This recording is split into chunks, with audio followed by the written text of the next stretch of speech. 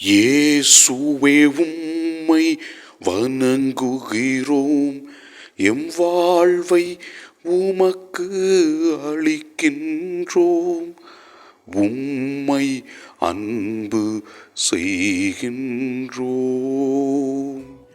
இறைவா, தாயின் கருவில் நாங்கள் உருவாகும் முன்பே எங்களை அறிந்து எங்களுக்கு தேவையான எல்லாவற்றையும் இன்று வரை நீர் செய்து கொண்டிருக்கிறீர். நீர் செய்கிற எல்லா நன்மைகளுக்கும் பாதுகாப்பிற்கும் நன்றி சொல்லி உம்மை ஆராதிக்கின்றோம்.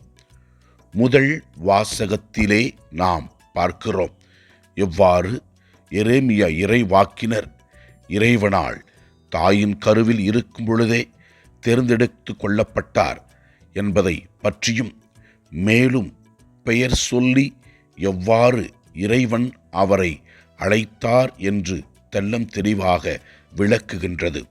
நாம் இவ்வாறு வாசிக்கின்றோம்: இதோ நான் ஆண்டவரின் அருளில் இருக்கிறேன் என்பதை உணர்ந்து இதை கேட்போம்.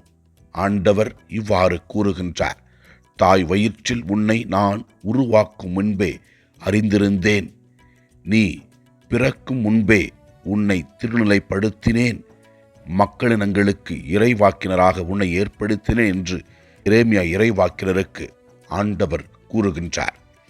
நற்செய்தி வாசகத்திலே ஆண்டவர் இயேசு கிறிஸ்து இறை வார்த்தை எவ்வாறு விதைக்கப்படுகிறது என்றும், இதோ அதை கேட்டு மக்கள் நல்ல முறையில் பின்பற்றி வாழ்ந்தால் 100 மடங்காகவும் 30 மடங்காகவும் பலன் கொடுப்பார்கள் என்று ஆண்டவர் தெள்ளம் தெளிவாக விளக்குகின்றார்.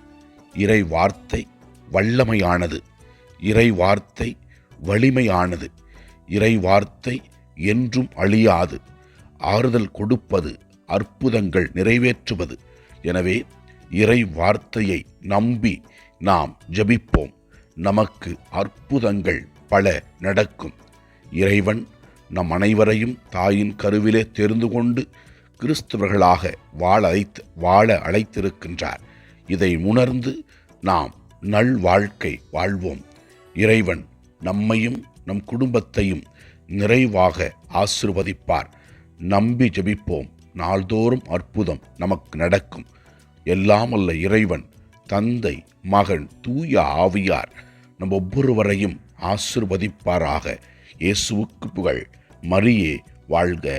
ஆமன்.